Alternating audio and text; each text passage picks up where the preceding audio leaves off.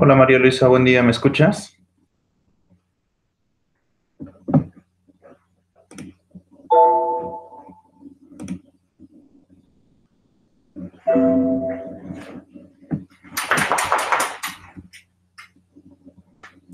Buen día, profe, sí lo escucho. Y vamos a esperar tantito, tus compañeros, ¿de acuerdo? ¿Me ves?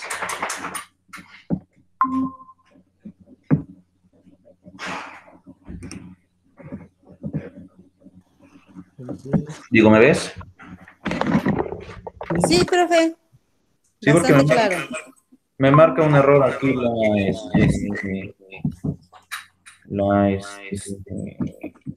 la cámara. Ah, ya, pero sí, sí lo veo. Bien, los demás, Jorge, Jazmín, ¿me escuchan bien? Sí, profe, ¿Sí? sí, Ok, ¿cómo están? Es muy temprano, ¿no? Hoy sí sentí, muy temprano la sesión. sí, yo también. ¿Quién sabe por qué? Los otros días no, pero esta vez sí sentí diferente el día. Pues bueno, chicos, la sesión pasada terminamos de ver la cuestión que tiene que ver con la parte de la audiencia intermedia, ¿cierto? Sí, Ok. ¿Dudas, preguntas sobre esa fase, chicos? no, profe. ¿Seguro? María Luisa, Mande, profe. ¿alguna duda o pregunta sobre esa fase? No, hasta el momento no. No, ¿qué es lo que más les llamó la atención de la etapa intermedia? Pues para ser clara, todo es ¿Por qué? importante, porque ¿Algo si en no se lleva. específico? ¿Mande? ¿Algo en específico? Híjole, pues es que para mí, en lo particular, todo es importante, porque si no se hace el proceso adecuadamente, pues no, nada puede salir bien. Ok, nada más tengo una duda. La sesión pasada revisamos el Código Nacional. No. Bueno, entonces nada más vamos a ir directamente al código y vamos a hacer un poco de fundamentación de lo que vimos la sesión pasada. Permítanme. ¿Ya les aparece? Ya, profe. Sí, Ok. Vean esta parte. El título de la etapa intermedia tiene un objeto principal. Ahí, siempre en las audiencias, siempre fíjate cuál es el objeto principal de cada una de las etapas. El Código Nacional, viene una parte importante. El Código Nacional te define las cosas de cada una de las situaciones que puedes realizar dentro del procedimiento, pero no te dice cómo lo tienes que hacer. Ojo con eso, porque así está todo el código, ¿eh? Todo el Código Nacional. Te explica lo que es, pero no te dice cómo lo tienes que hacer. Y aquí viene algo fundamental en el tema de la materia penal. Cuando no te dice el código cómo lo tienes que hacer, básicamente lo deja a los usos y costumbres. ¿Y eso qué quiere decir? Que va a depender de tus buenas decisiones, de tu forma de interactuar en el juzgado y también de tu forma de plantear una situación dentro del mismo.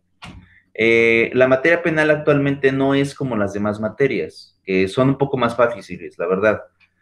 Por ejemplo, en la materia civil, normalmente te dice el código, pues primero pones la demanda, luego viene el auto admisorio, después viene el emplazamiento o la audiencia de conciliación y te va llevando etapa por etapa.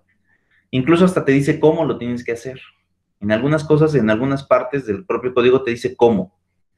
El Código Nacional en materia penal es diferente. Aquí no te dice cómo. Aquí simplemente te dice, eso es lo que va a pasar, o este es el objeto de la etapa, y pues ya te toca a ti hacerla. Entonces, siempre que ustedes estudien el Código Penal, el Código Nacional de Procedimientos Penales, se van a dar cuenta de esto, en cuanto a que te va a definir o te va a decir qué es, pero no te dice cómo lo tienes que hacer. Y en pocas palabras, ahí tiene que entrar la forma de aplicar el código de cada entidad federativa. Y no es lo mismo aplicar el código en Puebla que en Tlaxcala, cambia bastante. Entonces, ahí de alguna forma tienes que apoyarte de las preguntas que se realicen hacia cada una de las, de las, de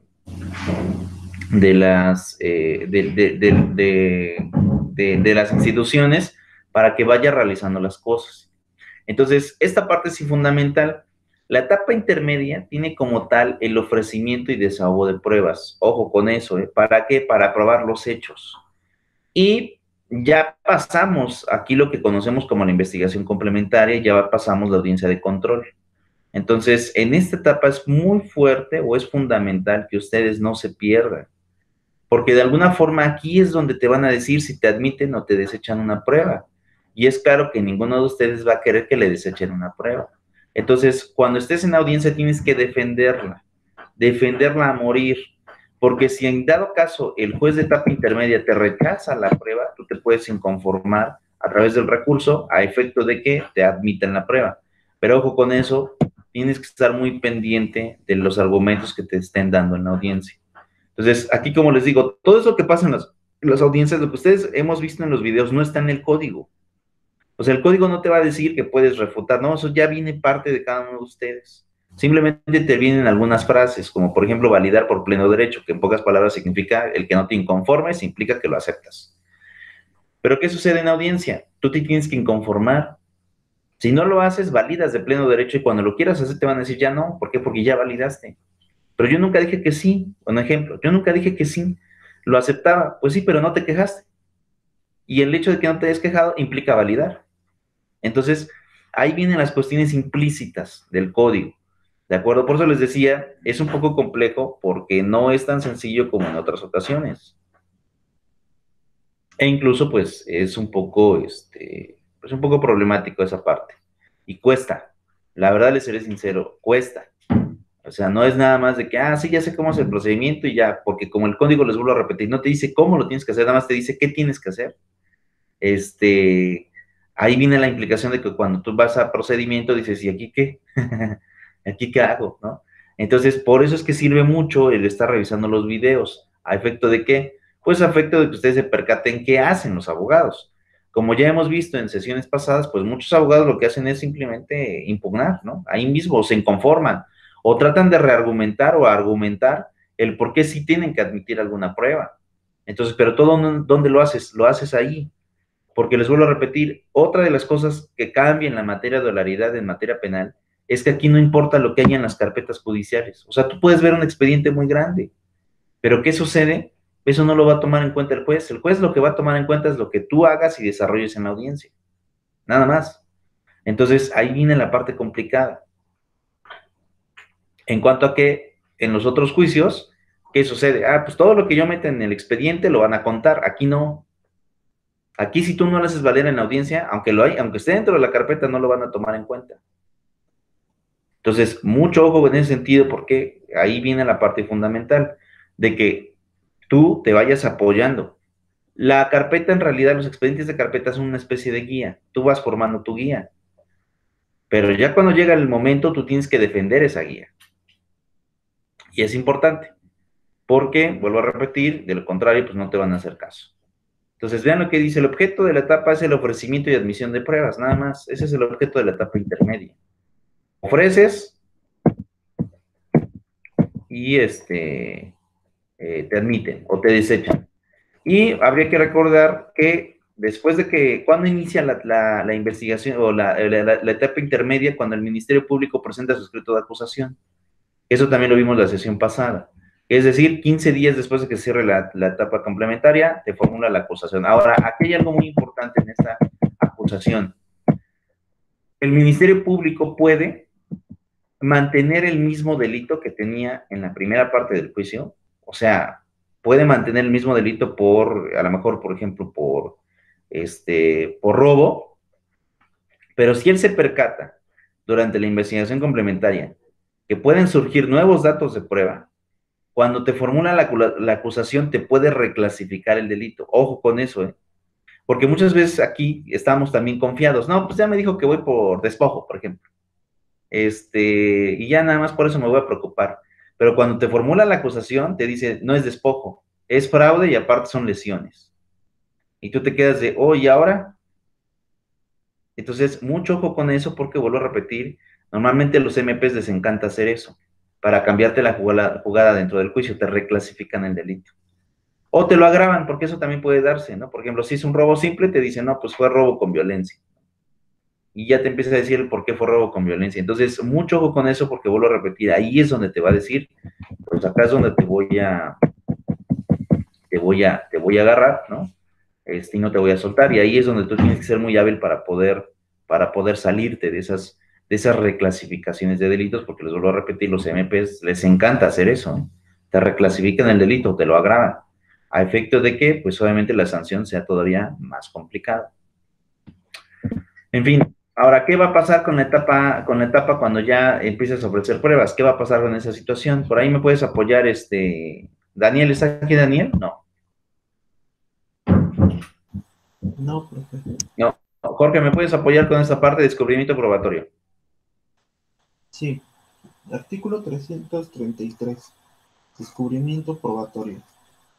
El descubrimiento probatorio consiste en la obligación de las partes a darse a conocer entre ellas, en el proceso, los medios de prueba que pretendan ofrecer en la audiencia de juicio.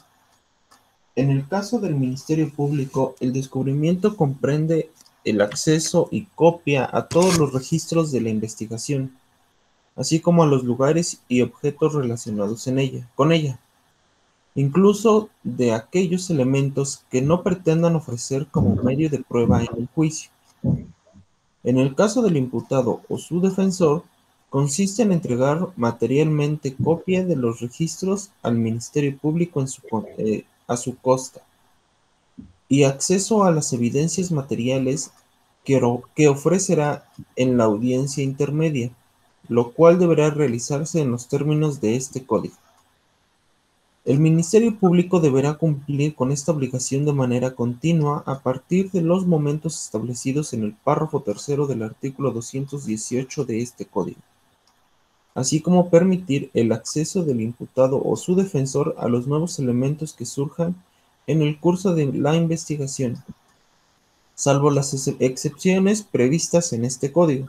Entonces, aquí viene la parte de lo que yo les decía, es decir, no solamente es ir y decir, me voy a audiencia, no, aquí tienes que ofrecer esas pruebas para poder decirle al juzgador, esto es lo que pretendo desahogar en juicio, pero también al mismo tiempo le tienes que girar, digamos, que un traslado al Ministerio Público, porque él también tiene derecho a saber qué es lo que vas a ofrecer y él también tendrá que idear qué estrategia va a hacer para poder impugnarte.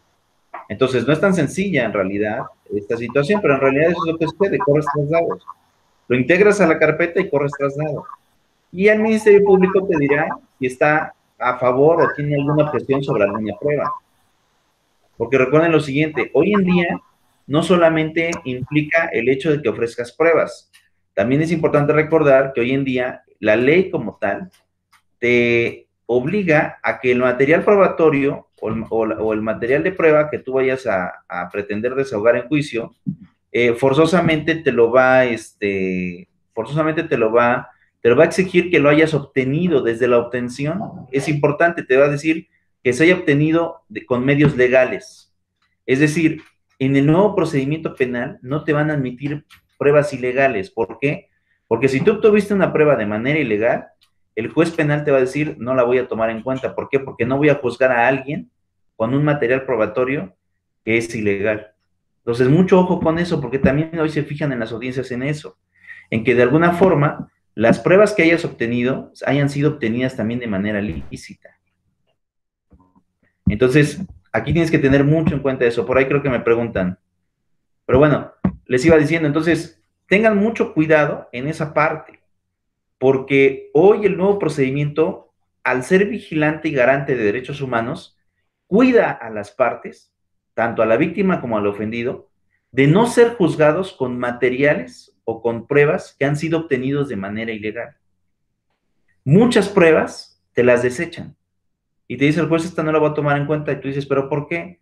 Si es vinculante, pero el modo de obtención de esta prueba se tuvo que haber realizado de esta manera y tú no la obtuviste así. Por lo tanto, es ilegal la prueba. Entonces, mucho cuidado con esa parte porque les vuelvo a repetir, resulta complejo el que de alguna manera, pues tú no vayas a esos errores. Ahora, en esta parte es fundamental lo siguiente, hay criterios de jurisprudencia que ya nos establecen que es una prueba ilegal. Por ejemplo, le voy a poner, y te define qué tipo de pruebas se pueden considerar ilegales en un procedimiento, a efecto de que el juzgador aplique ese criterio y no las tome en cuenta en juicio. Entonces, tú cuando vayas a juicio o cuando vayas a la etapa intermedia, debes de ser cuidadoso de que de alguna forma no se pueda tomar o viciar el modo de obtención de la prueba porque te la pueden nulificar. E imagínense, eso sería súper complicadísimo, ¿no? Y vamos a poner aquí.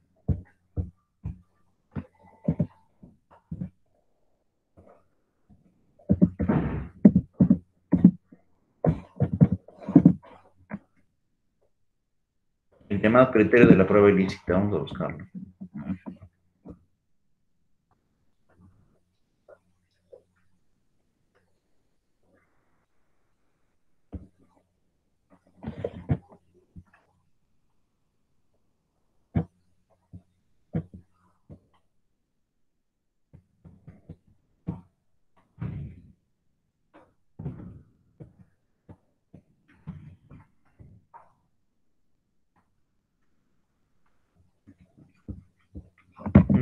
Esta no es la que quiero.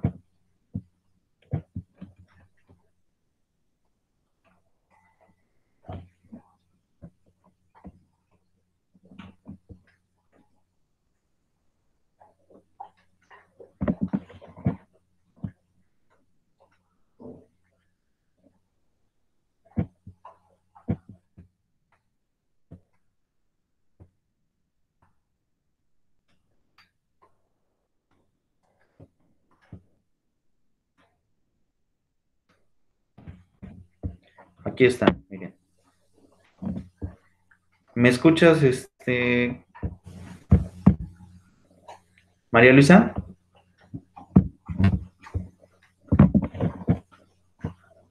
Sí, ya lo escucho, profe. ¿Qué pasó? Ok, listo. Este criterio nos define qué es la prueba ilícita. Y de aquí ustedes tienen que tomar mucho en cuenta para que no vayan a cometer un error al ofrecer pruebas, porque por ahí los van a colgar. Y vean, este criterio es de la primera sala de la Suprema Corte y es el registro digital 160.509.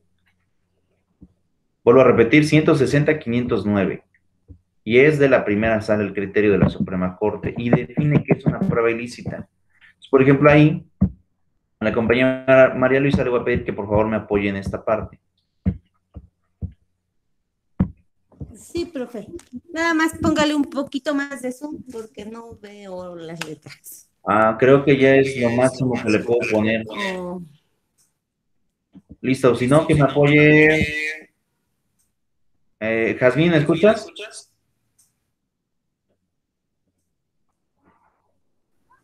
Sí, profe, lo escucho. Listo, ¿me podrías apoyarme con esa parte?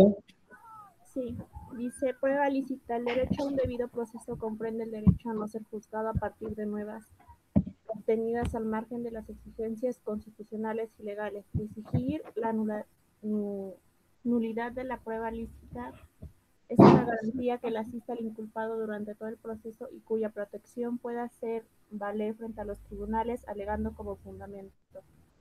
El artículo 14 constitucional, al establecer como condición de validez una sentencia penal el respeto a las formalidades esenciales del procedimiento, el derecho de que los jueces se conduzcan con imparcialidad en términos del artículo 17 constitucional y el derecho a una defensa adecuada que asista a todo inculpado de acuerdo con el artículo 20, fracción 9 de la Constitución Política de los Estados Unidos Mexicanos. En este sentido, si se pretende el respeto al derecho de ser juzgado por tribunales imparciales y el derecho a la defensa adecuada, es claro que una prueba cuya obtención ha sido irregular, ya sea por contravenir en el orden constitucional o legal, no puede sino ser considerada inválida. De otra obtención ha sido irregular, ya sea por contravenir el orden constitucional o legal, no puede sino ser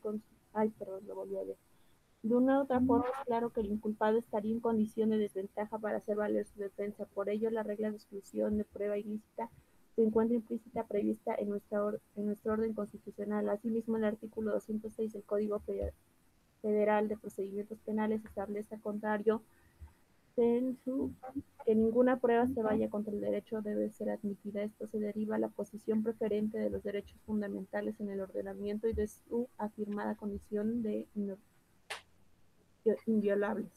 Ok, entonces, en pocas palabras, ya está diciendo, en este caso, que una prueba ilícita se puede invalidar y se puede también, de alguna forma, refutar en el fundamento. ¿Cuáles son los fundamentos en el tema de las pruebas? El artículo 14, el 17 constitucional, el 20 también fracción novena, y estos tres artículos de manera sistémica, porque así va a funcionar la interpretación, de manera sistémica, te van a poder otorgar el fundamento para decir esa prueba no fue obtenida de manera legal y por lo tanto te pido, juzgador, que no la tomes en cuenta. Entonces, mucho ojo con eso, porque aquí te lo está planteando.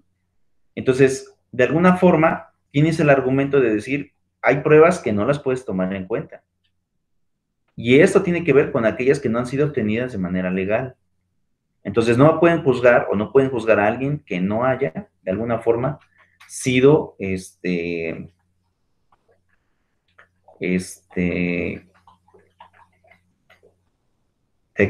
no haya sido, inculpado, pero con material apócrifo. Entonces, mucho ojo con eso porque este criterio te lo define. O sea, sí te pueden juzgar o sí puedes llevar a juicio a alguien, pero siempre y cuando el material probatorio sea lícito, si no, no. ¿Anotaron el criterio digital, chicos? Este número, 160.509. Define lo que es la prueba ilícita. Define que es una prueba. ¿Así se tiene que anotar? Aquí lo tienen, aquí está el título de la jurisprudencia y aquí está el número de registro.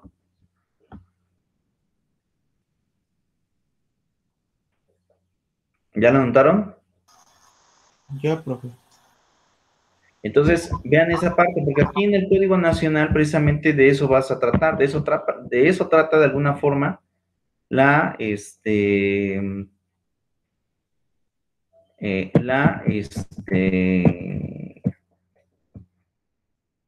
etapa intermedia. Y aquí es donde de alguna forma tienes que estar muy pendiente. Ahora, ¿cómo debe actuar un ministerio público en la etapa intermedia? Y eso viene a partir del 340, fíjense.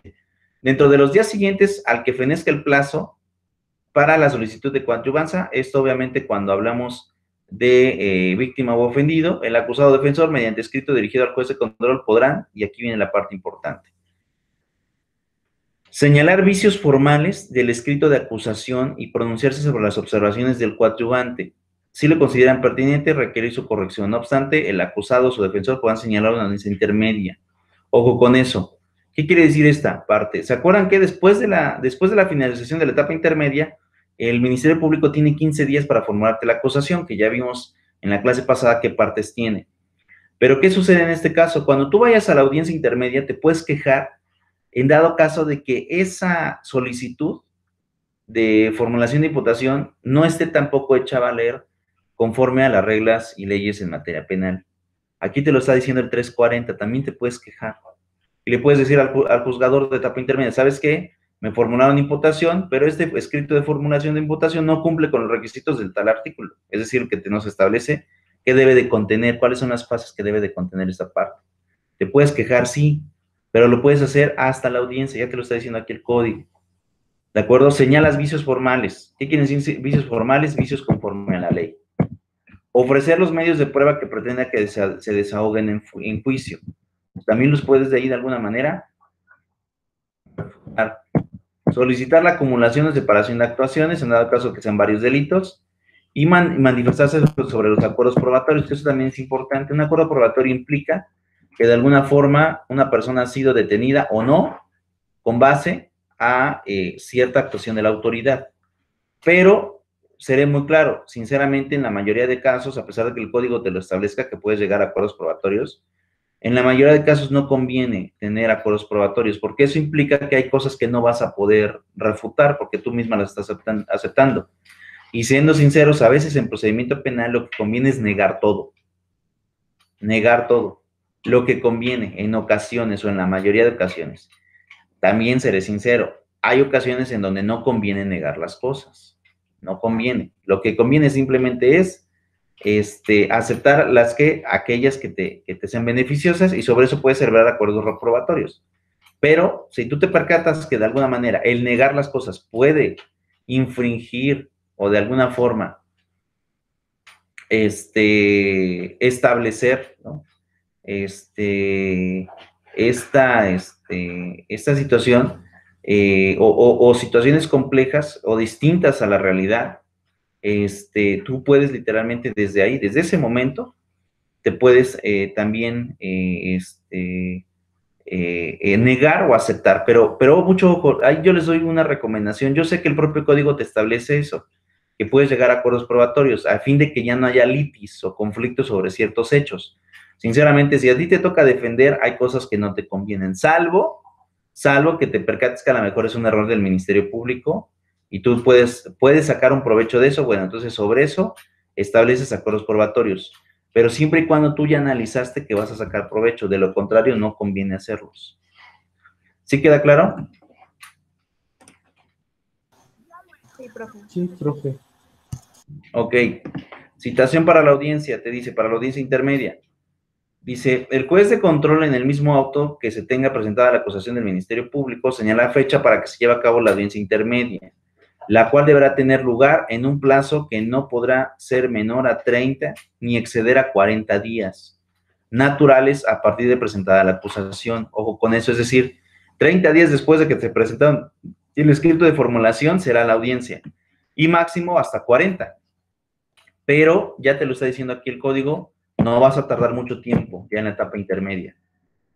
Previa celebración de la audiencia intermedia, el juez de control podrá, por una sola ocasión y a solicitud de la defensa, deferir hasta por 10 días la celebración de la audiencia intermedia. Para tal efecto, la defensa deberá exponer las razones para las cuales ha dicho o ha querido ese diferimiento. Obviamente tú como defensa, ¿para qué quieres ese aplazamiento de todavía? Si ya me dijeron 40 días, ¿puedo todavía otorgarme o pedir otros 10 días más? La respuesta es sí. Pero ¿cuál es el objeto? Aquí tiene que ver con la obtención de la prueba, para que lo puedas llevar a juicio. Es decir, que a lo mejor no te dio tiempo de obtener ciertos datos y dices, prefiero que de alguna forma me aplaces, y te explico el por qué, porque a lo mejor es estrategia de la defensa y explico en qué consiste la estrategia, y ahí viene esa parte, ¿no? Es decir, tienes que justificar el por qué por qué requieres ese aplazamiento. Ahora, mucho ojo con esa situación.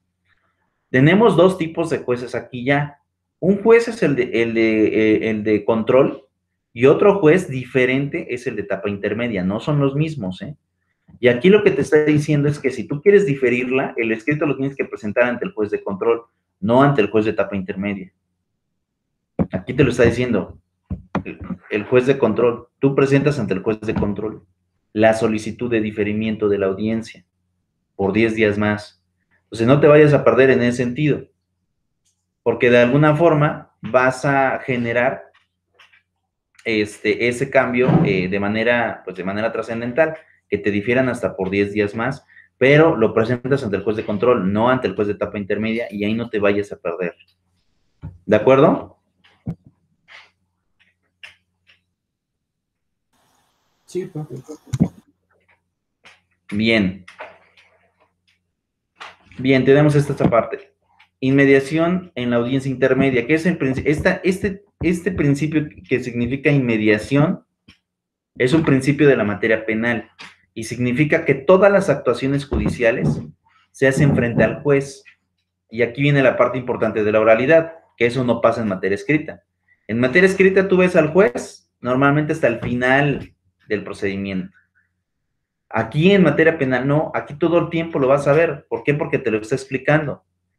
¿Qué quiere decir en mediación? Quiere decir que todas las actuaciones, diligencias, van a ser frente al juzgador. Nada se va a realizar fuera de los ojos del juzgador. porque precisamente en eso consiste el principio de inmediación. Y ahora, esto te permite también que en todas las partes del procedimiento tú vas a ver al juez y también te puedes quejar frente al juez. Y el juez te tendrá que resolver en las mismas audiencias. Ojo con eso, ¿eh? Porque eso sí tiene que pasar. El juez te tiene que resolver en las mismas audiencias. Pero es gracias al principio de inmediación. Dice, la audiencia intermedia será concluida por el juez de control, quien le presidirá en su integridad y se desarrollará oralmente. Es indispensable la presencia permanente del juez de control, del Ministerio Público y defensor durante la audiencia. Es indispensable, es decir, ninguno de los tres puede faltar. Una persona no puede estar en juicio o en audiencia si no tiene a su defensor. La víctima no puede estar si no está el Ministerio Público. Y ninguno de los dos pueden llevar a cabo un procedimiento si el juez de control no está. Entonces, ojo con eso, porque desde ahí viene el cambio. Todos tienen que estar. La víctima o ofendido o su asesor jurídico deberán concurrir, pero su inasistencia no suspende el acto. Aunque si esta fuera justificada, se tendrá por desistida su pretensión en el caso de que se hubiera concluido con un coadyuvante al Ministerio Público. Entonces, mucho ojo con eso, es decir, la audiencia no para o el juicio no para si la parte víctima o ofendido no comparece, no para el procedimiento. Porque en otros juicios normalmente estamos acostumbrados a eso. O sea, no contestó demanda, pues ya, se acabó el asunto, ¿no? Aquí no. Aquí te dice el propio código, si no comparece no pasa nada, la audiencia se realiza sin la comparecencia de la parte ofendida, que en este caso, pues básicamente es quien inicia el procedimiento. Pero te dicen, no acaba el juicio con eso, de que no comparezca. No es como en las otras materias que normalmente no va y que dices, pues ya la hicimos, se declara confeso y se acabó. Y aquí no, Aquí no se declaran confesos. Aquí al contrario. Simplemente no está, seguiremos con el paso de la audiencia, pero se tiene que hacer. ¿De acuerdo? Listo. A ver ahí, Jorge, apóyame con con el 344. Sí, perfecto. Artículo 344. Desarrollo de la audiencia. Al inicio de la audiencia, el Ministerio Público realizará una exposición resumida de su acusación, seguida de las exposiciones de la víctima u ofendida, y el acusado por sí o por conducto de su defensor. Acto seguido, las partes podrán deducir cualquier incidencia que considere relevante presentar. Asimismo, la defensa promoverá las excepciones que procedan conforme a lo que establece este código. Ok, hasta ahí y les hago la pregunta. María Luisa, ¿qué es una excepción? Esa palabra la ocupamos mucho en civil, en mercantil, en familiar, en laboral, en agrario. Estamos siempre con esta palabra. ¿Qué significa excepción?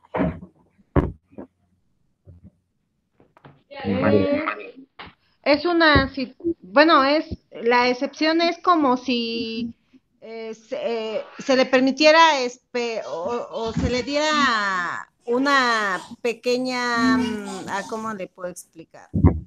En una audiencia sería como que le dieran más tiempo. No. No. O que le pasaran algunas cosas, algo así. No, tampoco. Pues entonces me equivoqué, pues. Eso normalmente lo ven ustedes en sus materias de civil, de todas esas materias. Ya llevaron procesales, ¿no? Jorge, ¿ya llevaron procesales? Sí. Esa es la primera, ¿no? No, ya llevamos una procesal. ¿Qué tipo de procesal llevaron? No, sí es la primera, profe. ¿Es la primera? Sí. Ok, bueno, les explico rápido. La palabra excepción en materia penal es poco usada y en el antiguo procedimiento penal no se usaba esa palabra. Es decir, esta palabra es nueva en su ocupación en este procedimiento.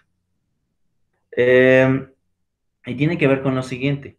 Esta palabra comúnmente se ocupa en materia civil, en materia mercantil, en materia laboral, en materia agraria. En todas las demás materias se ocupa. Y es obligatoria esa palabra. ¿Pero qué es una excepción? Ahí viene la pregunta. Y si quieren anotarlo, póngale. las excepciones son los mecanismos de defensa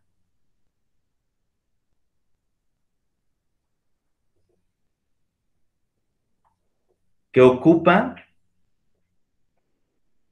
en materia civil, mercantil, laboral y agrario, pónganle ahí, la parte demandada. A ver, profe, otra vez, ¿lo puede repetir? Sí. Son los mecanismos de defensa que ocupa en materia civil, mercantil, laboral y agrario la parte demandada.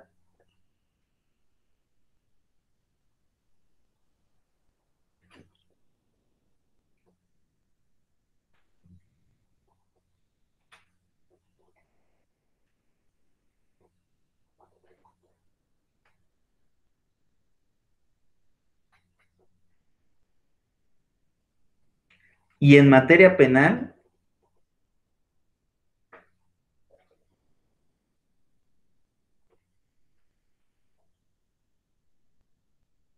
la ocupa el presunto culpable y el abogado defensor.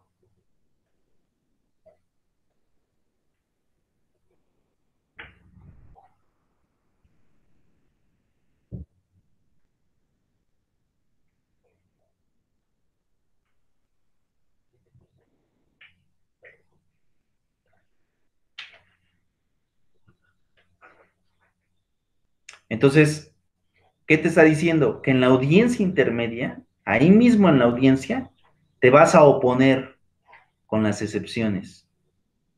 Si tú eres el abogado defensor, ahí mismo de lo que te diga el Ministerio Público, tú dices, yo me opongo. Bueno, no dices así, ¿no? Yo me opongo, eso no lo dices, pero sí dices, interpongo las siguientes excepciones.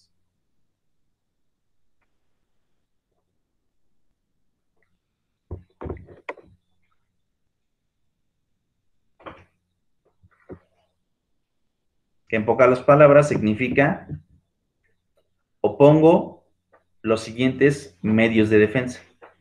Punto.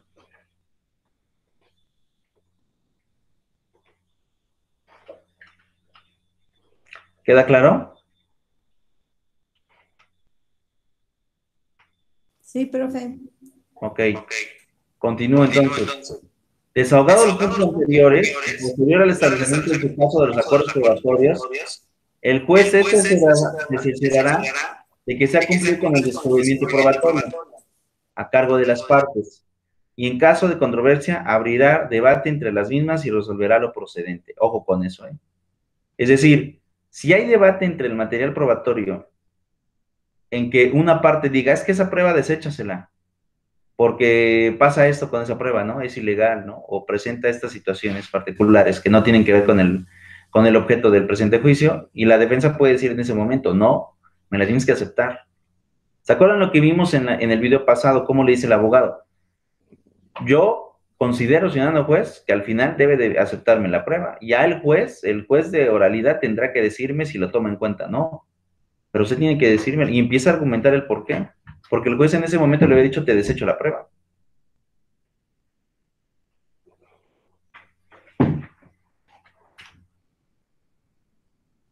Entonces, en ese sentido, hay que tener mucho cuidado con eso. Porque aquí te dice, ok, te dice el Ministerio Público contra qué delitos y qué conductas va. La defensa dice, yo no estoy de acuerdo y te opongo las siguientes excepciones. Pero todo se tiene que hacer ahí mismo en la audiencia, todo. No es de que, pues deme tiempo, ciudadano, ¿no? Para que yo pueda verificar las cosas, ¿no? Te lo dice, todo se tiene que hacer ahí. Ahora, los acuerdos probatorios.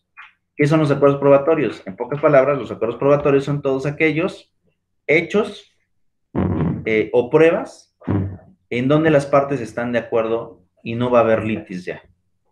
Es decir, no va a haber controversia. Tanto una parte acepta esa prueba como la otra.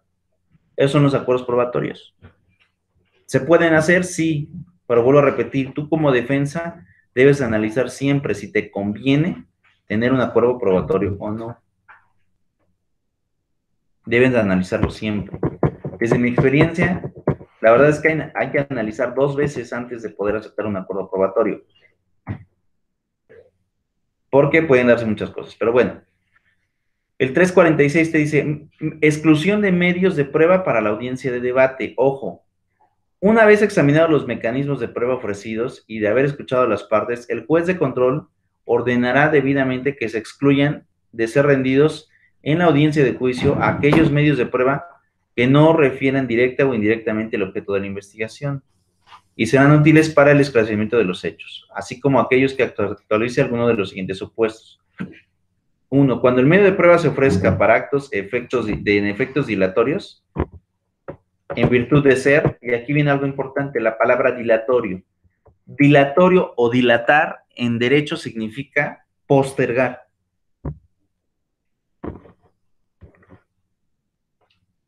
Entonces, en ocasiones se ofrecen este tipo de prueba para dilatar la audiencia o dilatar el procedimiento. Pero ya te dice aquí, ¿en qué casos? 1. Cuando una prueba sea sobreabundante. ¿Qué significa sobreabundante? Por referirse a diversos medios de prueba del mismo tipo.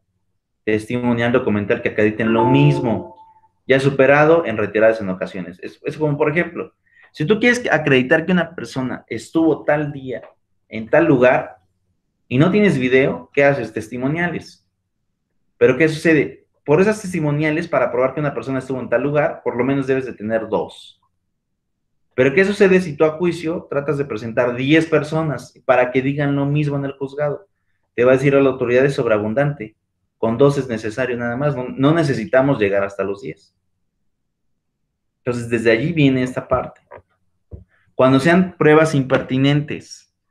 ¿Qué significa una prueba impertinente? Cuando la prueba no se refiere ni tiene nada que ver con los hechos controvertidos dentro del juicio.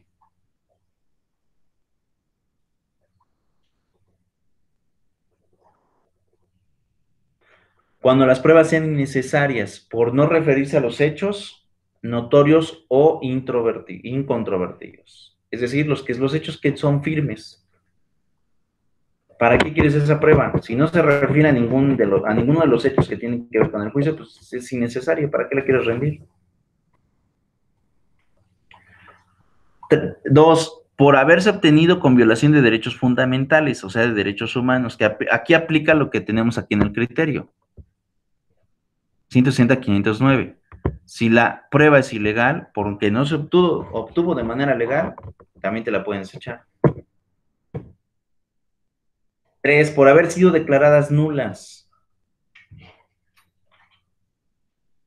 Y 4. Por ser aquellas que contravengan las disposiciones señaladas en el código para su desarrollo.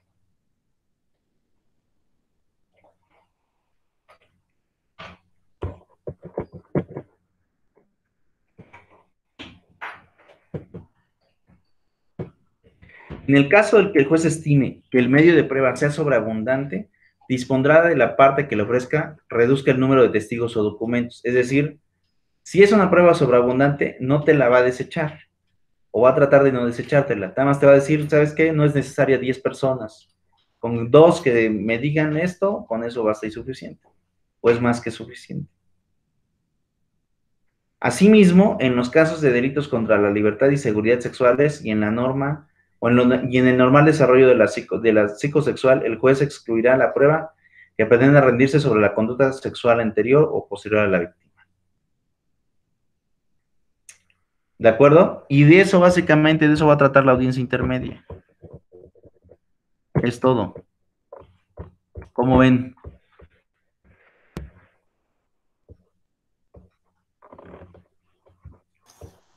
Pues está muy completo y como dice, tiene que ser todo al pie de la letra. Ahora, les vuelvo a repetir, este código te dice qué puedes hacer, pero no te dice cómo lo tienes que hacer. Eso ya a ustedes les tocará hacerlo valer en juicio. Por eso cuando les pongo los videos en materia de esta parte, viene como que muy digerible en el código, ¿no? Ah, pues haces esto, ajá.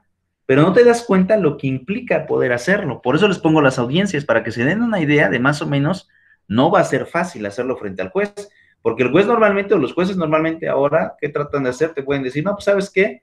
No te tomo en cuenta. Y tú ahí en audiencia, tienes que inconformarte de que no te tomen en cuenta. Y lo tienes que hacer valer ahí mismo.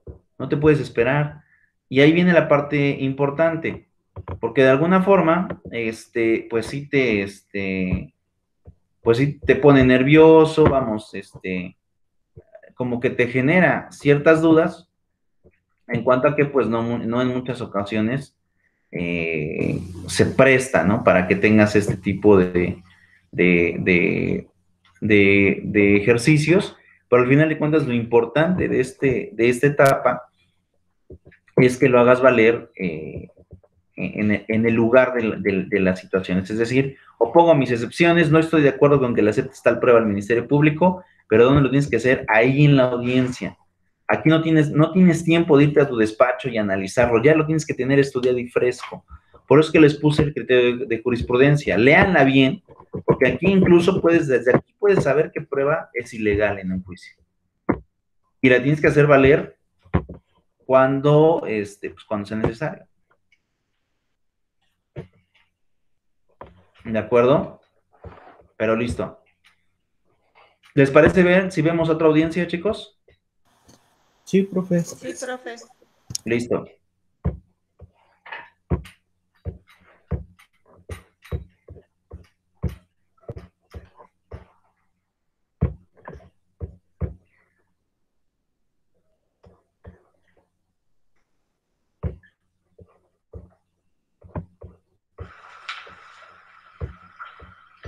Buenos días.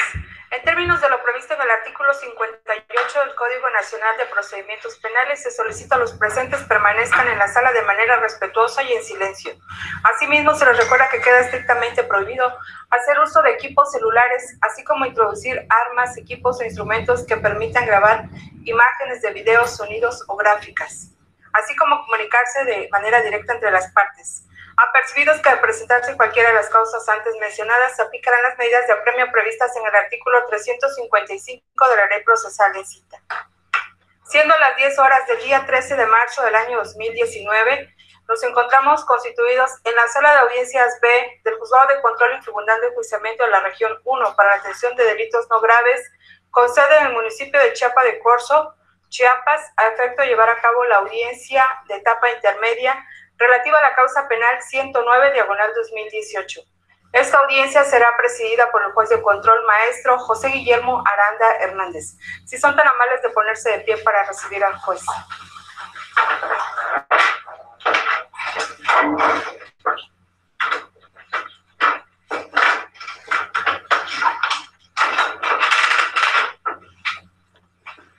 Tengan la guardia. Se apertura la audiencia.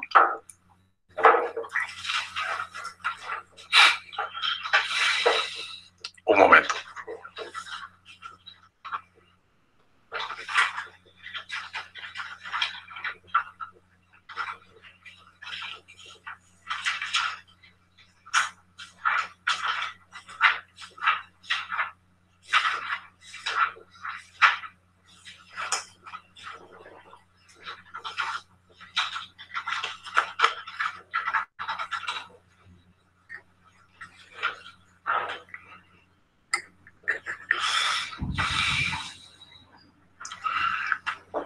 El juez ordena la individualización de las partes aquí presentes. Fiscalía. Su señoría, buenos días. Comparece el licenciado Horacio Mundo Domínguez, fiscal del Ministerio Público, ya con datos debidamente registrados ante este honorable tribunal. Sí, señor fiscal, buenos días. José Francisco Torres Vázquez, víctima. Sí, señor. Señoría, buenos días. Comparece el licenciado Jesús Medina Cigarro, datos ya registrados ante este tribunal en calidad de asesor jurídico. Señoría, buenos días.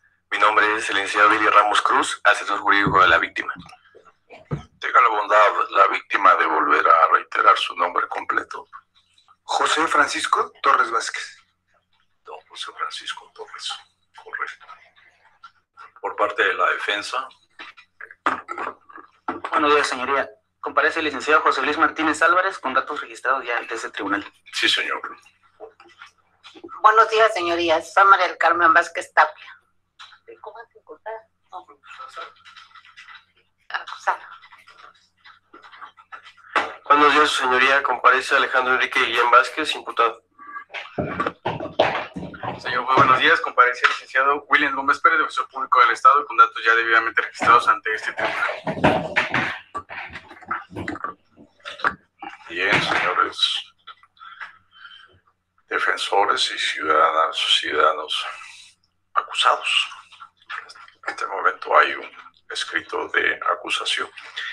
El juez les comenta que el día de ayer recibió una cuenta de un escrito que presentó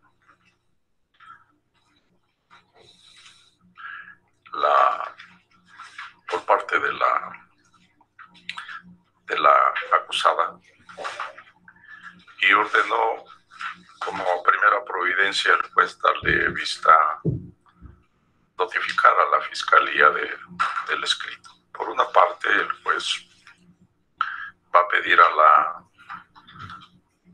ordena a la secretaria que lo sustancial de cuenta del escrito, en lo sustancial se recibió a qué hora.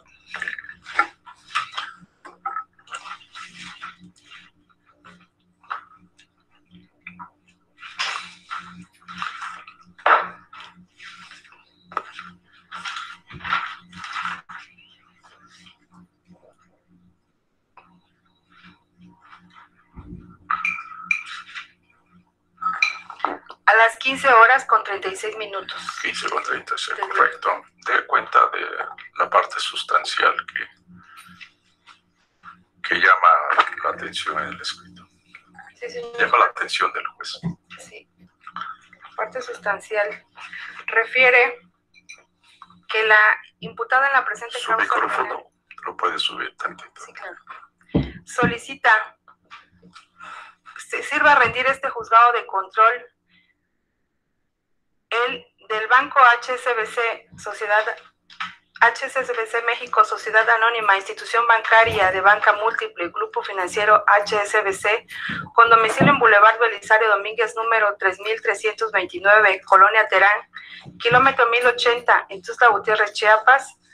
El informe sobre inciso A, la falta de pago del cheque número 251, expedido por la víctima u ofendido José Francisco Torres Vázquez, titular de la cuenta número 06271961783 del Banco HSBC México SADCB, Institución de Banca Múltiple, Grupo Financiero HSBC, por la cantidad de 923,403 pesos, de fecha 28 de septiembre del 2016.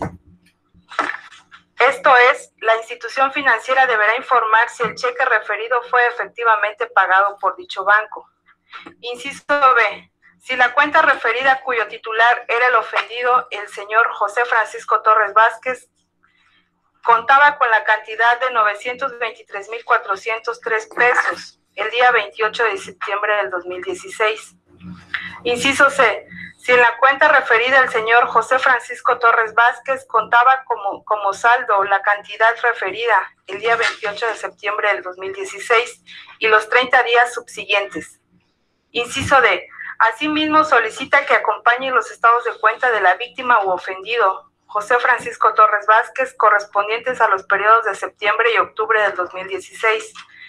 Inciso E. Si esta acusada, María del Carmen Vázquez Tapia, recibió el día 28 de septiembre del 2016 y en lo subsiguiente hasta el día del informe, en su cuenta número 4059158881, cliente 58551167, las cantidades especificadas por cheque o efectivo de 923,403 pesos. Inciso H.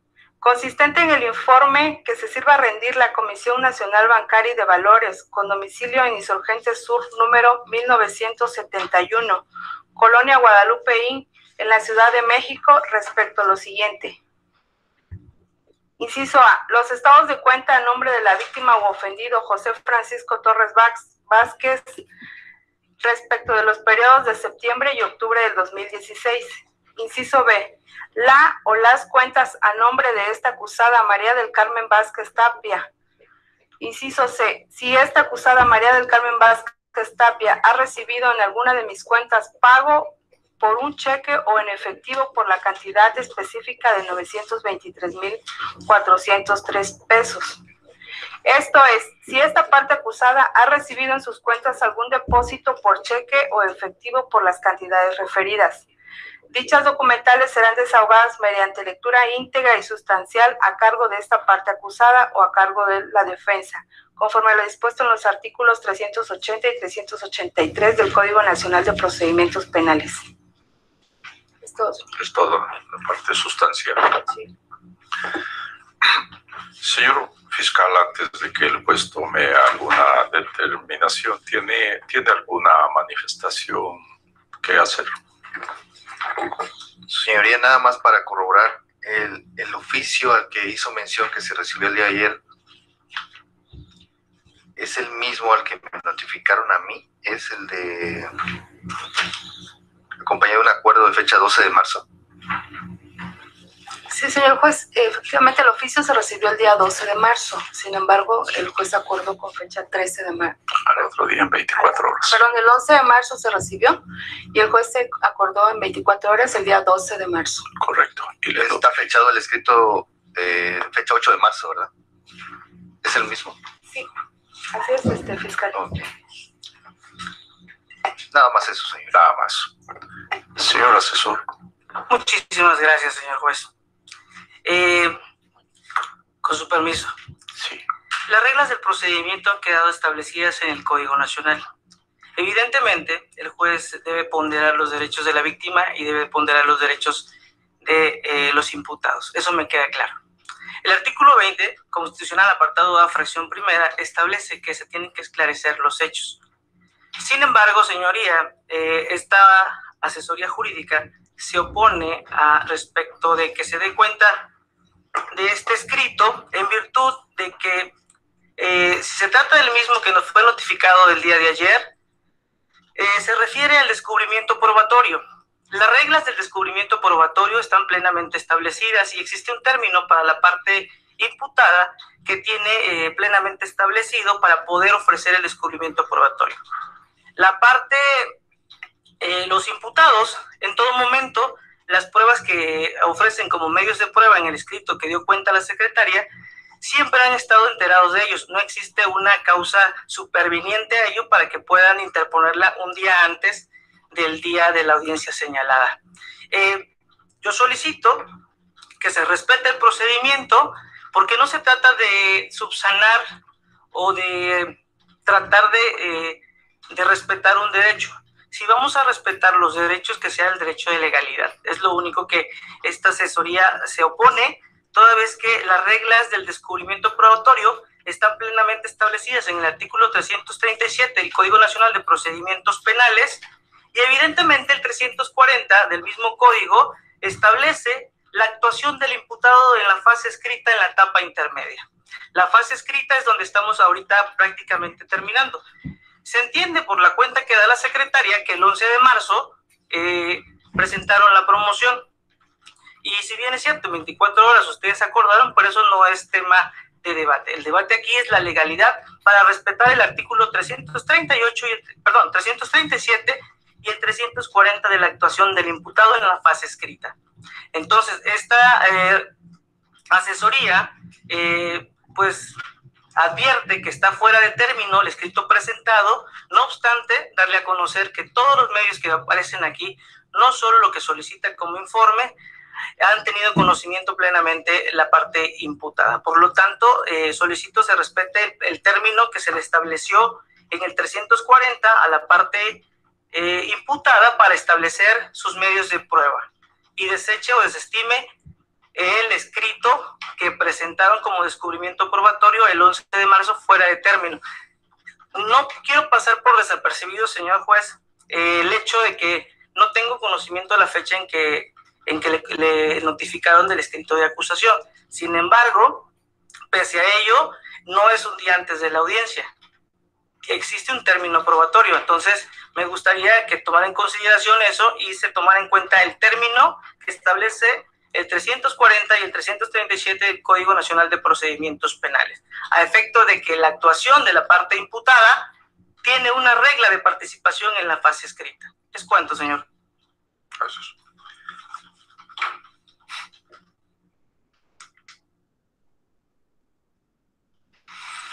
¿La defensa tiene alguna manifestación que hacer? Gracias. Primeramente, pues solicito se desestime las consideraciones que refiere el asesor jurídico, tomando en cuenta que el artículo 337 del Código Nacional, en su último párrafo, permite que se pueda solicitar un diferimiento de la audiencia, lo que sucedió en la audiencia anterior, a fin de preparar bien el caso, la teoría del caso de esta defensa y poder aportar los medios de prueba o el descubrimiento probatorio. Y bajo esa consideración, señoría, fue que difirió la audiencia en la anterior vez. Y este artículo permite entonces que el descubrimiento probatorio se realice en la forma y en los términos en que se presentó el escrito. También haciendo la aclaración que no fue un día antes, sino que fue presentado en términos de este artículo el día lunes, y en términos del artículo 340 refiere que el escrito de acusación, en su fracción, en su párrafo último, deberá notificarse, dice, al Ministerio Público y al coadyuvante dentro de las 24 horas siguientes.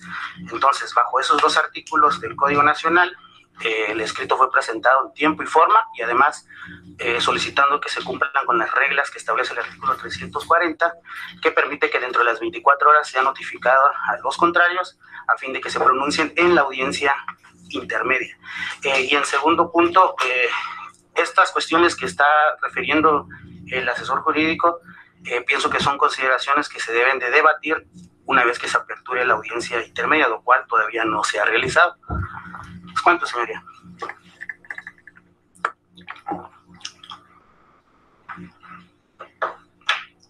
El juez va a resolver y va a deliberar para organizar sus ideas, máximo 3 minutos sin ausentarse de sala.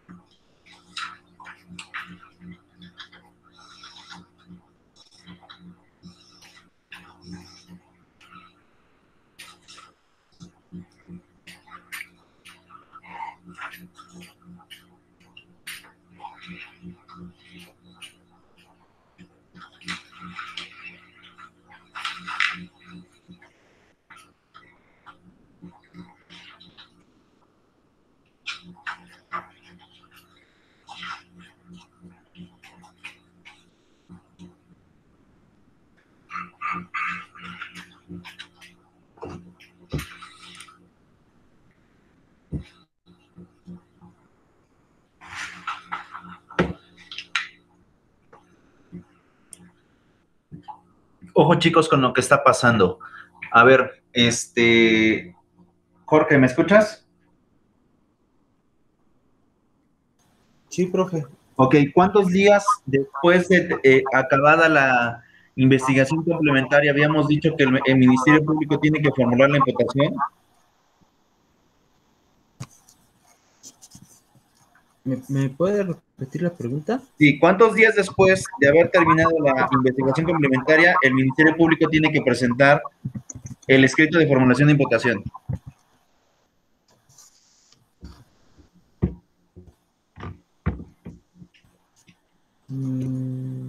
Porque aquí, en esta parte de la audiencia que estamos viendo, es lo que se está quejando el defensor. El escrito lo hicieron fuera de término.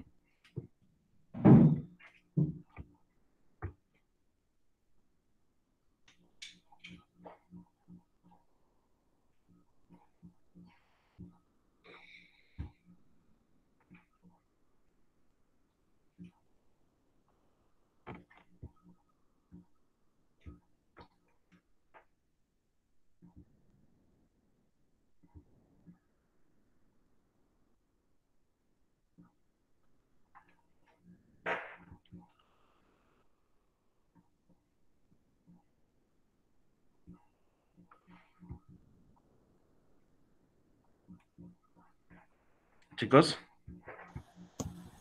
Sí, profe, estoy recordando. ¿Cuántos días después?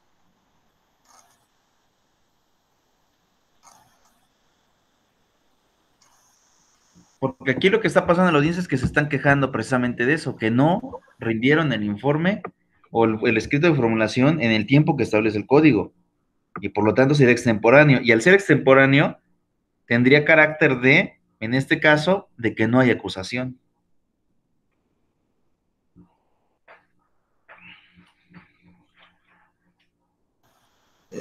¿Eran 10 días, profe? ¿Anotaron el artículo? El artículo completo no.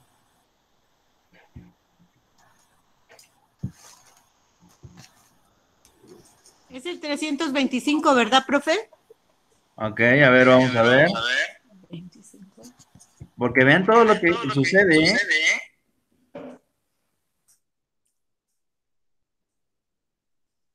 No, el 325 no habla de eso.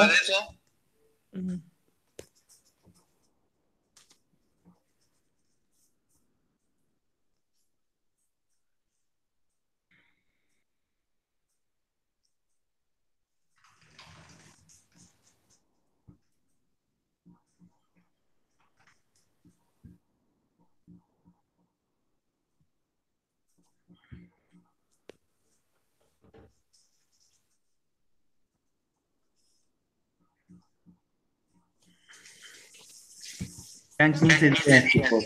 Acuérdense. Mande. 15 días. Entonces, aquí precisamente en esta audiencia es de lo que se está quejando el defensor, porque le dice, no fue presentado en tiempo y forma. Sí me lo notificaron, pero el Ministerio Público lo presentó tarde.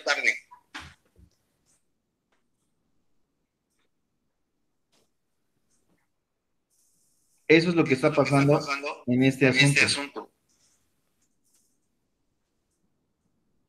Luego entonces, ustedes deben de tener cuidado en eso, porque esto es lo que se está quejando. Veremos qué le contesta aquí la autoridad, pero se está quejando de esta situación.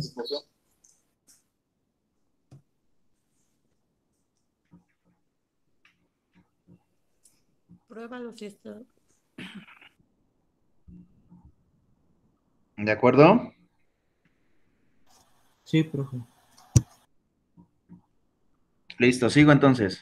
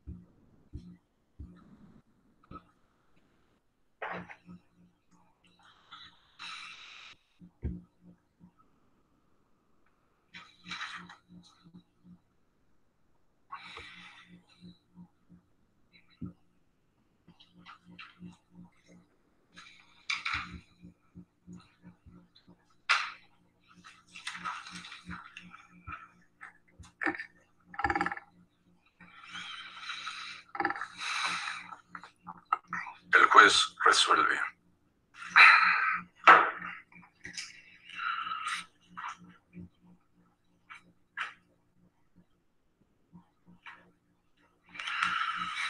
Atento a la cuenta de la secretaria de esta sala,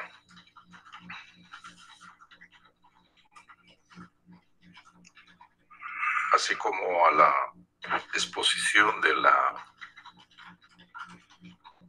y argumentación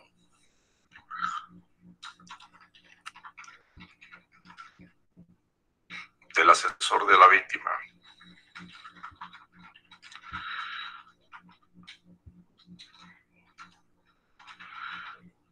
y la argumentación de la defensa,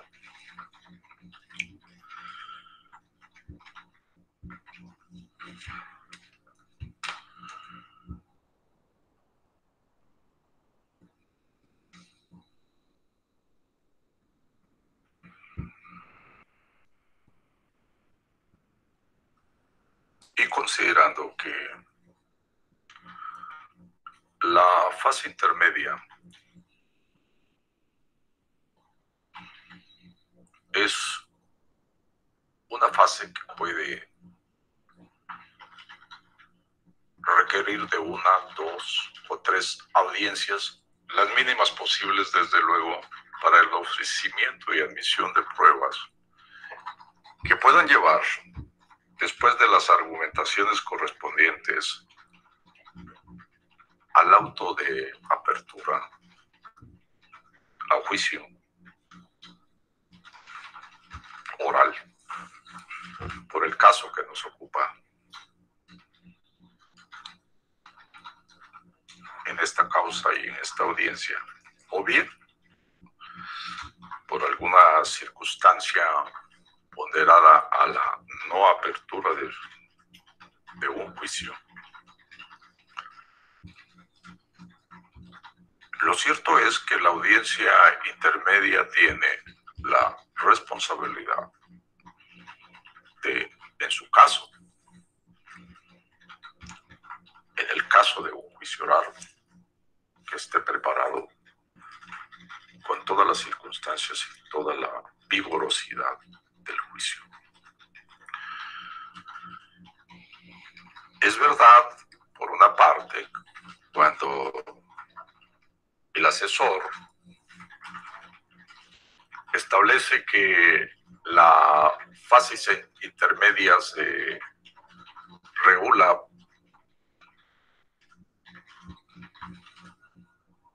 por reglas claras del Código Nacional de Procedimientos Penales en cuanto específicamente los descubrimientos probatorios, el ofrecimiento de pruebas y su respectiva admisión o desechamiento.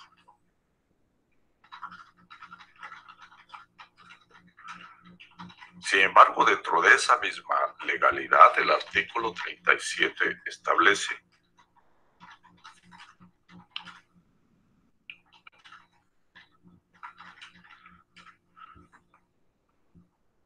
como obligación de las partes darse a conocer en efecto, entre ellos los medios de prueba,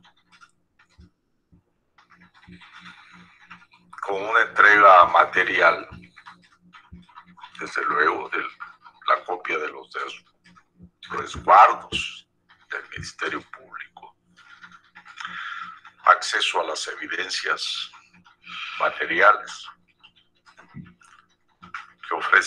que se ofrecen en las audiencias, así como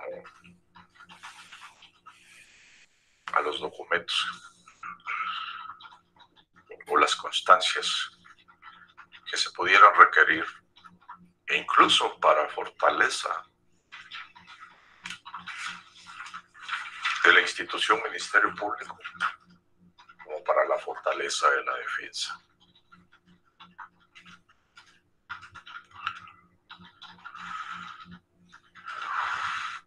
Es verdad que los diferimientos, en ocasiones lo marca la ley con un plazo de 10 días y en otras ocasiones lo marca previa argumentación con un plazo razonable justificado que el juez fija.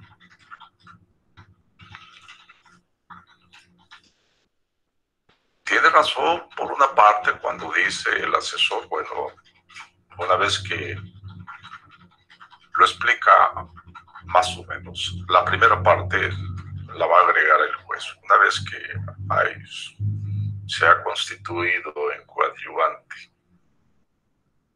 la víctima, ¿verdad? Dentro de ese periodo hay 10 días para el descubrimiento probatorio, como cierto es. La legalidad así lo establece.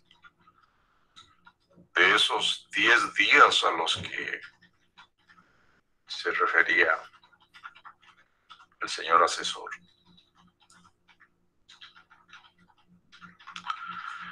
Y cierto es que cuando hay un ofrecimiento de pruebas debe de notificarse dentro de las 24 horas y bueno, el asesor dice eso no está a debate.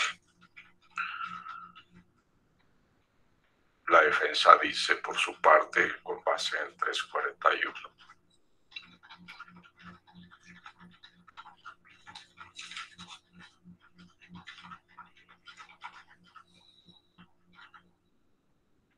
Se difirió por 10 días, dice la defensa, para los efectos de descubrir pruebas.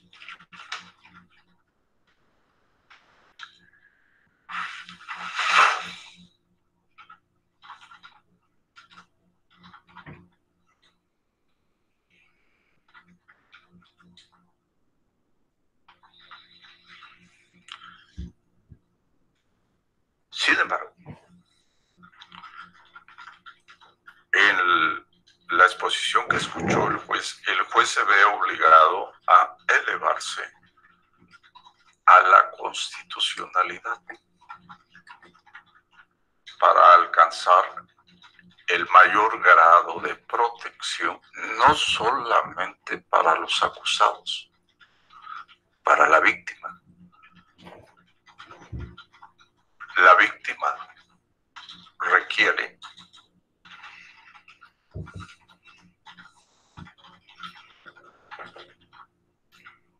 que los acusados se defendan con todo lo que legalmente, pero no en términos de legalidad nada más estrictamente ubicados en términos del Código Nacional. Eso es cierto, no se puede pasar por alto.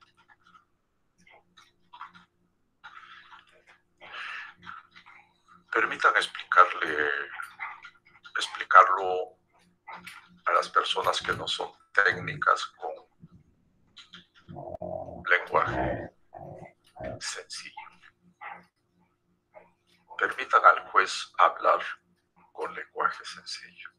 En el sistema acusatorio, el fiscal siempre tiene que decir, aquí está, esto tengo contra ti y defiéndete.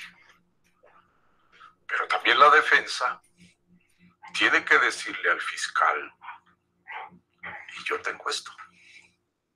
Ve si vas allá al juicio a perder. Y el fiscal está en la absoluta responsabilidad de definir si va o no va.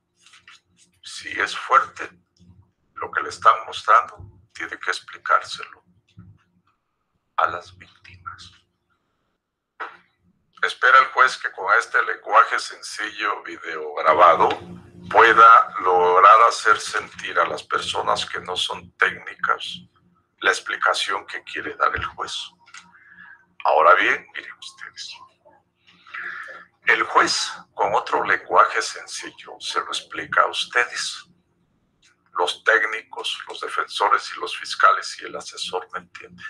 El juez tiene que evitar apelaciones, reposiciones de procedimiento y juicios de amparo. Y a la víctima le es importante que los procedimientos no los tire una apelación o un juicio de amparo. Y volvemos a empezar. Y el juez eso sí lo va a cuidar estrictamente porque es una obligación. Por eso subió a la constitucionalidad el artículo 20 para protección tanto de acusado y víctima. Sube en este momento porque en su fracción cuarta le mandata al juez para cuidar el debido proceso y proteger los derechos de la víctima. Fíjense ustedes, hay que cuidar el debido proceso, pero para proteger los derechos de la víctima hay que cuidar la presunción de inocencia. Si no, se va a derrumbar. Mucho a nivel nacional se dice, y esto es una preocupación nacional, que entran y salen. Pero el artículo 20 constitucional en su fracción cuarta establece que se le recibirán los testigos y demás pruebas pertinentes que ofrezcan los acusados. Está en la parte de los acusados el juez. Y desde luego que hay probanzas en que requieren los acusados, también las víctimas, auxilio, hacer comparecer testigos, hacer comparecer a los acusados cuando no vienen, mucha puntualidad. A partir de la siguiente audiencia no se va a esperar a nadie que esté en tránsito. Calculen sus tiempos porque el juez los calcula desde las 5 de la mañana. Es lenguaje sencillo para ustedes. Los técnicos se pueden tal vez medio sorprender de esta forma, pero eso es lo que necesita la sociedad mexicana, que se les explique las cosas. Cuando no se marcan los términos, el juez tiene que utilizar prudentemente los términos para llegarse de la información. Siempre cuidando la no violación de derechos humanos. Eso es muy importante. Y la no violación de garantías constitucionales, porque el artículo, no va a abrir la ley, pero el artículo primero de la ley de amparo, fracción, ¿no? Primer pacto, párrafo tercero. Párrafo tercero. El amparo procede cuando hay una violación de derechos humanos y de garantías constitucionales. Se quieren defender, pues defiéndanse. Es cierto, atinado el defensor cuando señor asesor le dice que en audiencia intermedia se podrá discutir primero sobre los contenidos de la información si llega. Segundo, le da la posibilidad a la Fiscalía de una reestructuración de su teoría del caso, sí o no. No es pregunta, es para la reflexión. Le da posibilidades al asesor jurídico, porque se les dará a conocer esa información si llega, de una reestructura de su argumentación, sí o no. El juez considera que sí, no fue una pregunta para ustedes. Y le dará posibilidades a la defensa de una argumentación. Aquí el juez no sabe quién tiene la verdad. Si la víctima o los acusados. Aquí el juez no sabe si hubo o no hubo despojo. El juez, eso se definirá en todo caso, o en su caso en un juicio.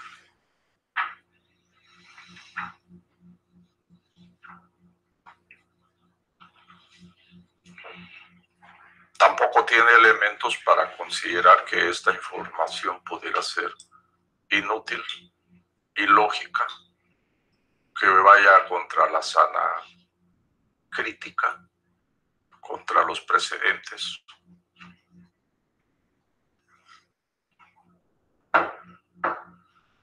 Y evidentemente que debe allegarse esa información para que no se vaya a retardar por otros procedimientos esta audiencia intermedia con un costo de mayor tiempo. Esta fase intermedia al señor víctima y también a los señores acusados, porque de este circuito, le va a llamar al juez, de esta ruta de la administración de justicia, saldrán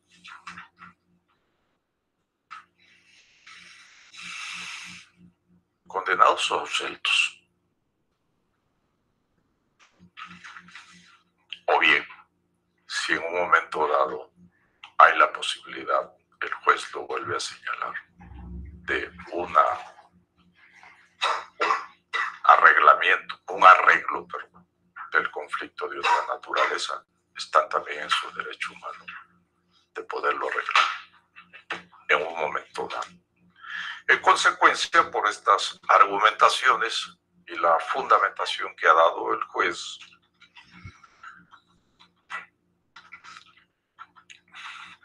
se ordena que se solicite la información que ha pedido la víctima a la institución bancaria y a la Comisión Nacional Bancaria, cuya redacción del oficio se ya quedará en el privado del juez, previo proyecto que la secretaria le presente para firma, debidamente fundado también en base a la audiencia, en las consideraciones que hizo el juez y las demás circunstancias aplicables. De acuerdo a la agenda del juez, la fecha de la audiencia intermedia, sin perjuicio que en cuanto esté la información del banco, se les dará a conocer en no más de 24 horas, llegando y en 24 horas en forma personal, tanto al fiscal, al señor asesor, así como a la víctima. En cuanto esté la información, si la proporcionan las instituciones bancarias, ¿sí?, y Comisión Nacional, también la defensa estará notificada. De acuerdo a la agenda del juez, y bueno, para no empalmar audiencias y no hay diferimentos innecesarios,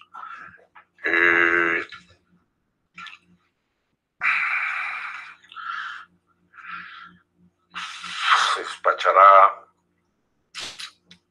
Esta semana es de despacho, le damos a las instituciones la próxima semana. Estaremos recibiendo respuesta a más tardar entre el 25 y el 29. De todas maneras, el juez va a señalar para audiencia intermedia, para audiencia de la fase intermedia.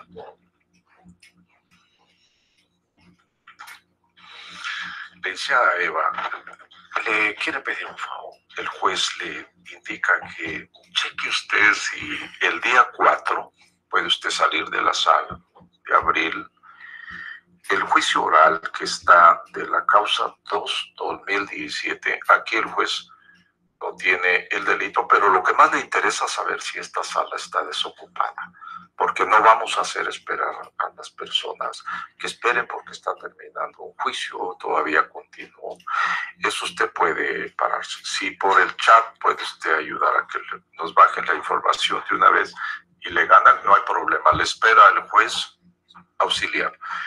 Y secretaria, es la causa 12/2017. A lo mejor se puede usted enlazar ahí a jefatura por el chat.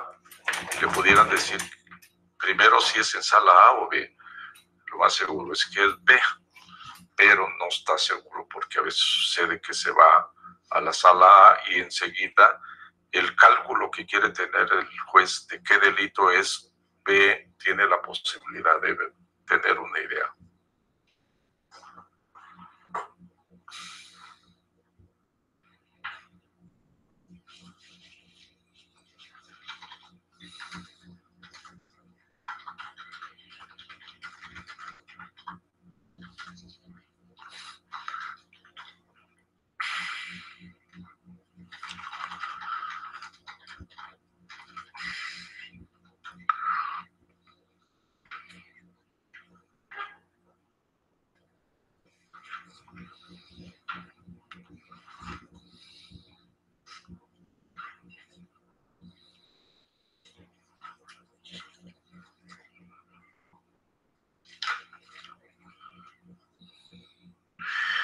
Cheque adicionalmente, secretaria, la 9617, si son daños que está para el día 10 de abril. Esto tiene que ser antes de los días inhábiles de la Semana Mayor o Semana Santa.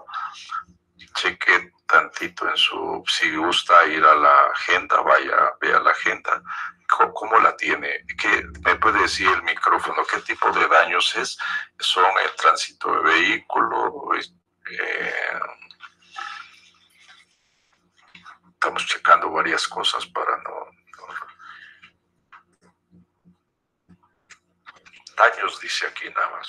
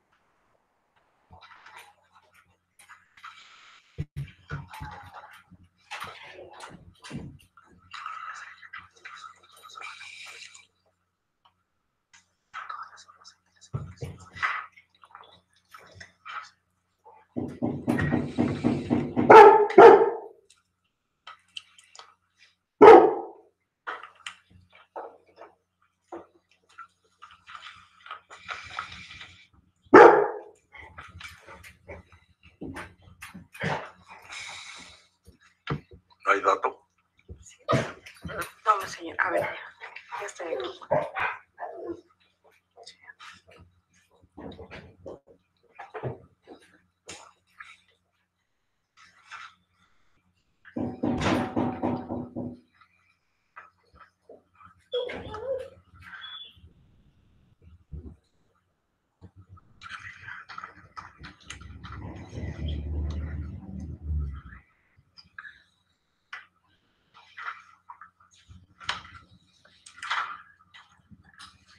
Así es, su señoría, corresponde al delito de daños en hechos de tránsito de vehículos.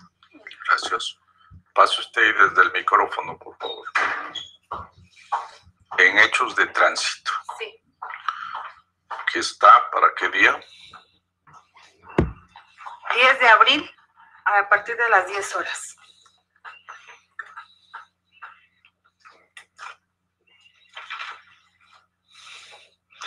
¿Qué información tiene usted en el micrófono? Sí, señor juez.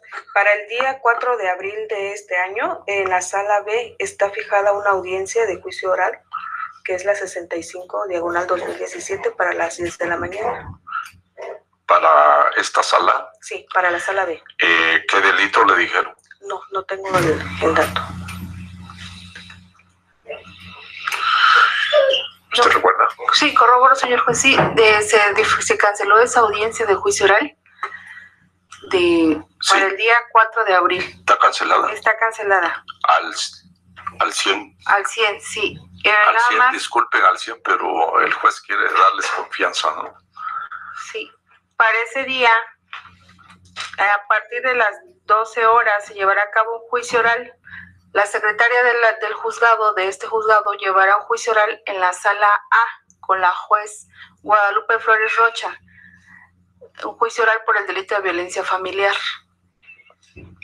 ¿Qué causa, qué número de causa es esa? 12-2017. Esa es la que le preguntaba. Sí, el juez Aranda, pero tiene la 260-18 También. que está de intensa. Gracias por la información que dieron. El juez ha tratado de introducirlo más rápido, pero de consecuencias que no sabemos. Si la sala no estuviera desocupada,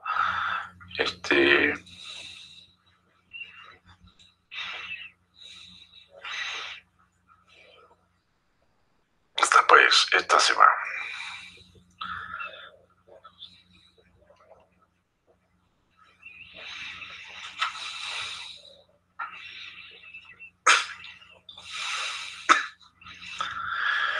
Vamos a ser horizontales.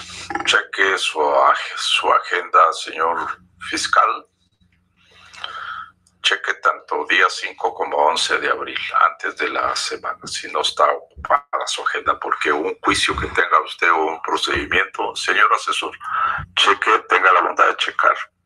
Usted también, porque puede estar en la asesoría en 2 o 3 lados y el juez es muy cuidadoso de eso por la víctima.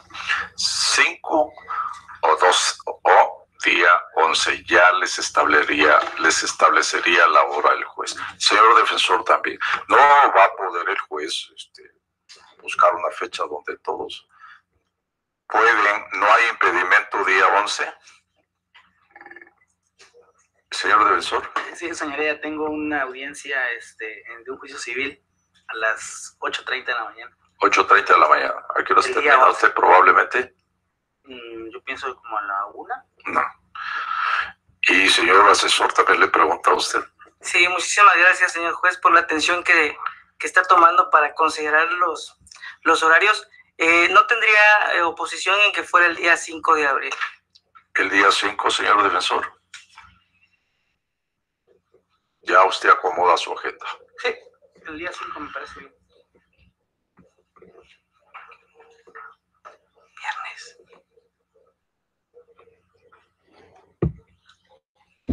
Correcto.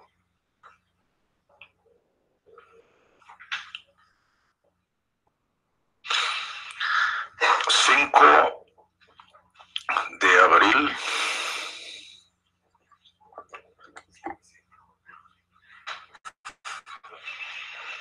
Señoría. Diga. ¿Nos permite, por favor? Sí. Señor Torres, diga usted. Yo tengo una audiencia de trabajo en Ciudad de México el día 5. Bien. Usted es muy importante, como también ustedes son importantes. Sí, es muy importante su presencia porque para que usted vea cómo es que se va desarrollando todo esto y usted esté tranquilo, como también, bueno. Entonces, 5:11, ¿no? Ahora sí ya la va a fijar el juez y acomoden su audiencia, si no vamos a poder hasta no sé cuánto.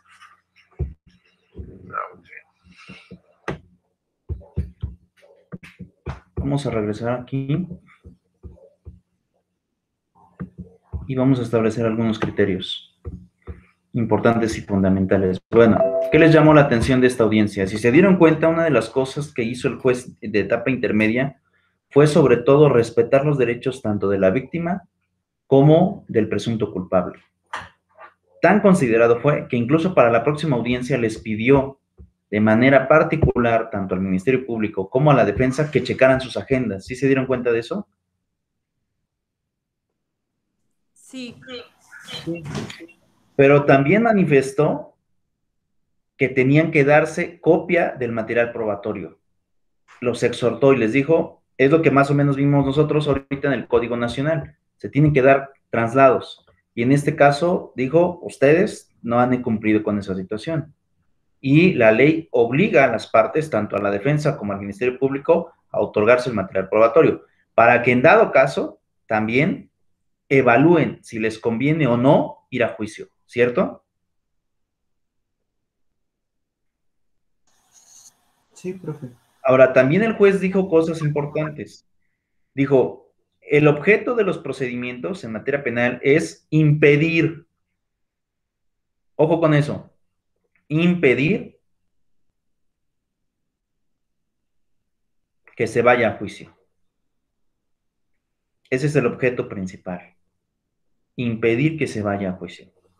Y es una de las cosas que con mayor frecuencia se están generando. Ahora, por otro lado, es importante recordar lo siguiente. Dice, lo que tratamos de hacer los jueces es evitar que en una apelación nos quiten el procedimiento y tengamos que volver a empezar. O en un amparo nos quiten el procedimiento y tengamos que volver a empezar. Por eso es que hoy el procedimiento trata de evitar esas violaciones procesales. Entonces, ustedes incluso tienen que estar muy pendientes de esta situación, porque incluso manifiesta, el código da facultades que en caso de que se percate que alguna de las partes no está asistida jurídicamente correctamente, porque el abogado desconoce el procedimiento, dice, te lo puedo quitar, y vuelvo a comenzar en el punto donde nos quedamos. Ojo con eso, ¿eh?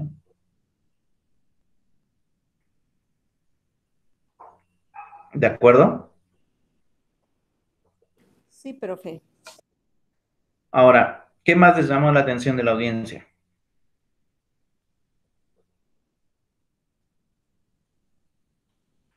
Jazmín.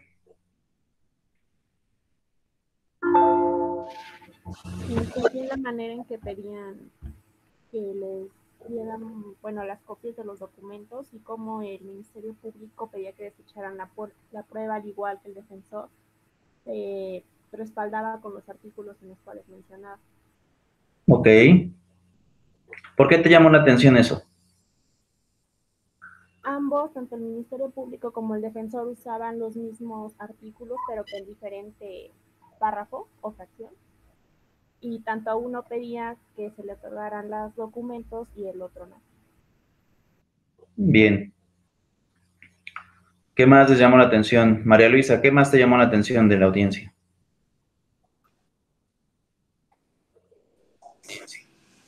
Pues la formalidad que le da el juez, y igual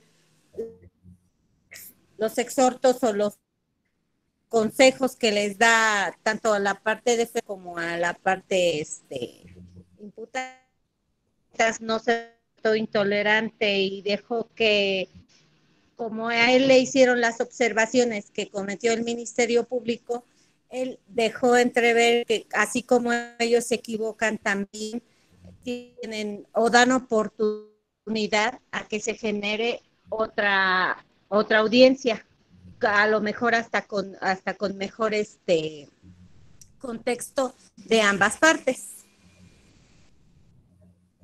Ok. ¿Qué más? ¿Qué más, Jorge?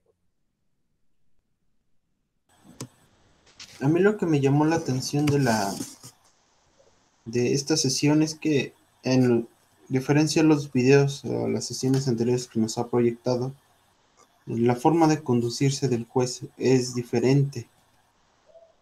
También que hicieron pausas en 2 momentos. Ok. Me llama la atención porque... Bueno, las pausas de los 2 momentos es porque recuerden que el propio código, ahorita que estábamos leyéndolo, dice que la etapa intermedia se comprende de 2 fases, una escrita y una oral, ¿de acuerdo? Entonces, la parte escrita es cuando te formula la imputación del Ministerio Público, se corren traslado las partes del material probatorio y de ahí se van a la audiencia, que tendrá que ser dentro de los 30 o 40 días más. Y si hubiera alguna causa justificada, 10 días más, o sea, hasta 50 días, de 40 a 50 días, para que se lleve a cabo la audiencia de etapa intermedia.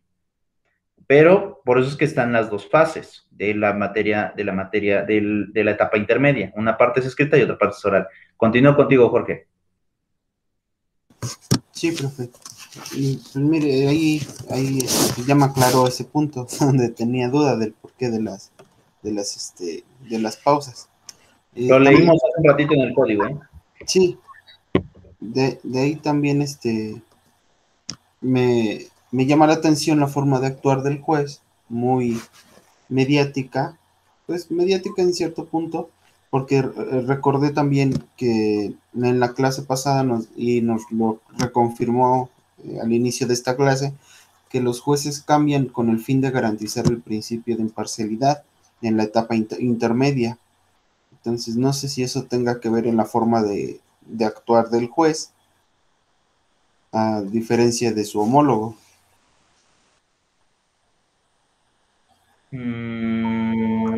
¿Cómo? A ver, vuélvanlo a plantear.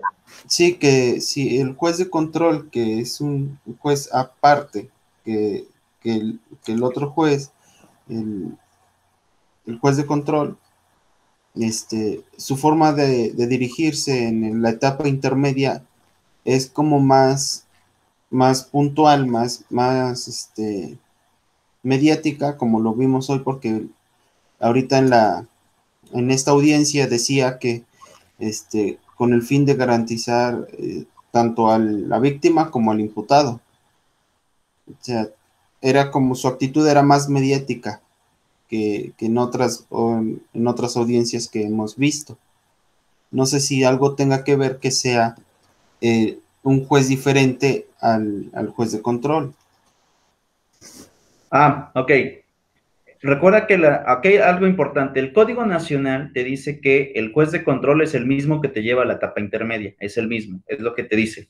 O sea, es otro juez de control, ¿de acuerdo? En el mismo grado de jerarquía. Pero, ¿qué sucede? En realidad, dentro del procedimiento, el juez de control que te lleva la investigación complementaria y el juez que lleva la etapa intermedia, ambos son jueces de control, pero como estamos hablando de dos fases del procedimiento diferente, el juez de control que atenderá la etapa intermedia es otro al que atendió la investigación complementaria dentro de ese procedimiento. Porque por regla, en el procedimiento penal tiene que haber al menos 3 tipos de jueces diferentes. Uno es el que te lleva a la investigación complementaria, otro es el que te lleva la etapa intermedia y el tribunal de juicio oral, que son 3 jueces. En el juicio oral hay 3 jueces que van a estar desahogando la audiencia de juicio oral.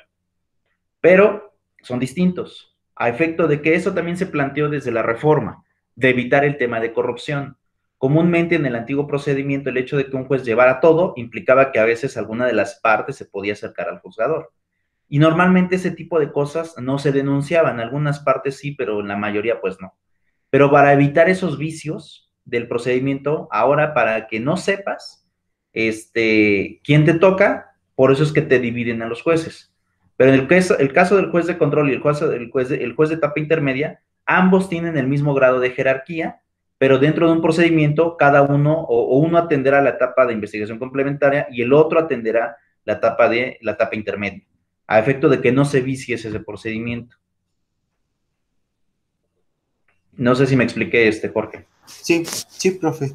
Sí, la verdad sí ya me quedó más claro. Entonces, tengan en cuenta eso. O sea, digamos que en puestos tienen el mismo grado, el de etapa intermedia y el juez de control, pero son diferentes cuando actúan en un procedimiento. ¿Por qué son diferentes? Porque lo que se trata es de evitar que alguna de las partes se allegue con un juez y este juez tenga pleno control sobre el juicio. Eso obviamente implicaría viciar el procedimiento. Para evitar eso, los dividen en tres fases y van a ser 3 jueces diferentes los que atienden cada una de las etapas. Ahora, importante, eso no se los he dicho, pero por ejemplo, eso va a pasar cuando llegamos en la próxima clase, en la cuestión de la etapa de juicio oral, porque en el caso de juicio oral, tú no conoces a los jueces hasta que llegas a la audiencia. Ahí es cuando se presentan los jueces, los 3 jueces, y te dicen quiénes son, pero tú no sabes antes quiénes son. ¿Y por qué precisamente no sabes? Porque lo que se trata de evitar es que exista corrupción en los juicios.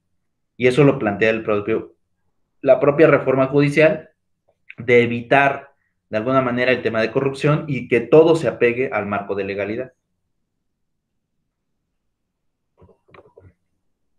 ¿Queda claro? Sí, profe. María Luisa. María Luisa. Sí, profe. Jazmín. Todo claro, profe. Perfecto, chicos. Pues bueno, yo creo que dejo la sesión hasta aquí. Nos vemos la próxima semana, ¿de acuerdo? Que tenga buen fin de semana, profe.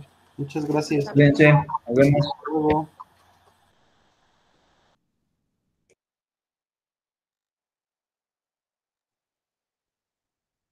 Hasta luego, profe.